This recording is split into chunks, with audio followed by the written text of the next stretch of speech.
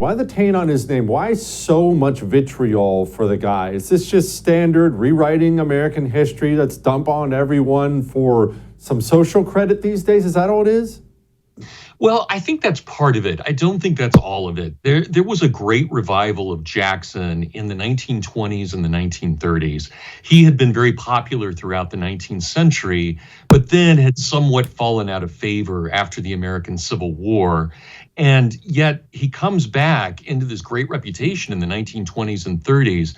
But part of the reason that he came back with such a reputation in the 30s was actually a defense of Franklin Roosevelt's strong presidency. And so Democratic historians, people like Arthur Schlesinger Jr., other figures, were trying to find a precedent for Franklin Roosevelt. And they found it in Andrew Jackson, the very first Democratic president of the United States. That is, the first representative of the Democratic Party as president. And so in the 1930s, there was a huge revival of Jackson. That revival really lasted until the late 1990s.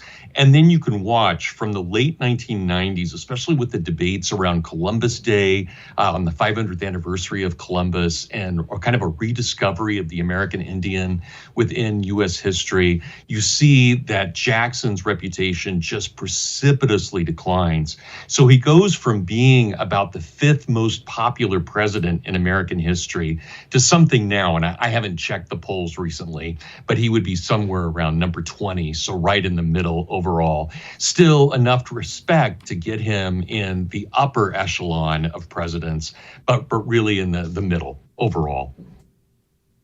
Speaking of Dr. Bradley Birzer, author of the book I Want You to Read. Everyone, ever since I talked about Jackson, everyone asks me, what book to read, what book to read? This is the book to read in defense of Andrew Jackson. All right, now, one of the things that's difficult for people to defend or talk about is Trail of Tears. Anytime you bring up Andrew Jackson, that's all you hear is Trail of Tears, Trail of Tears. And I don't think there's anybody on the planet who celebrates frog marching 15,000 Indians across, having 2,000 of them die. That's not exactly one of our bright and shiniest moments, but there is some background to all of this. They didn't just wake up one day and decide to do it. Isn't there some background? Yeah, there is. And I mean, Jesse, it's a complicated story. And at the time, Jackson was actually considered a moderate on this issue. There were people who were very extreme about removing all of the American Indians as quickly as possible. And then there are others who were deeply opposed to the removal of American Indians.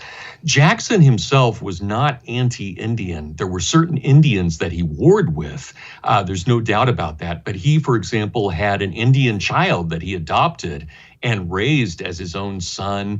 He fought with American Indians in his own militia. In fact, probably about a third of his militia was made up of Indian allies, especially when they fought at New Orleans in 1815 against the British at the very end of the War of 1812. So he himself was not constitutionally against the American Indian. He did believe very strongly that the American Indians, especially in the American South, were being abused by their white neighbors. And so one of the things that he wanted to do was remove them out of harm's way and send them, if they were from northern tribes, to Kansas, and if they were from southern tribes, to Oklahoma.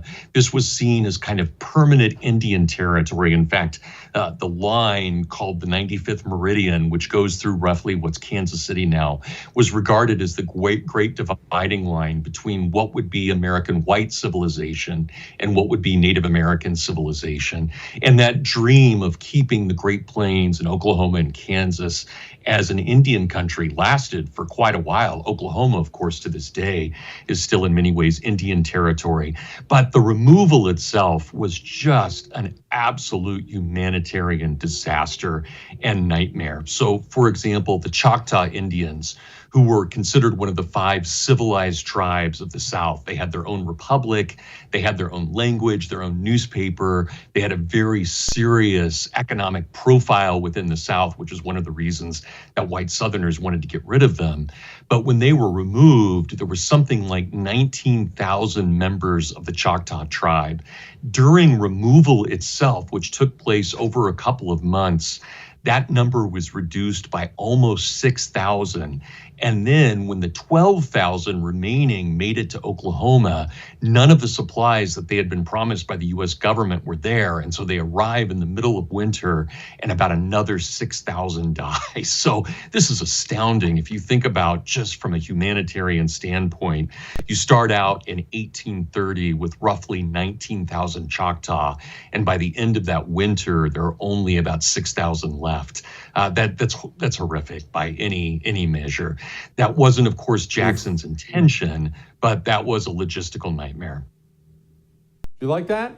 You can learn a whole lot more about Andrew Jackson. The dude was a stud, but you have to do this. You have to do this. It's real simple.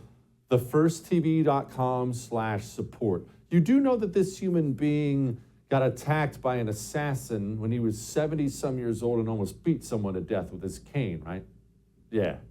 thefirstTV.com/support. You enjoyed that. You'll enjoy the whole thing. Trust me.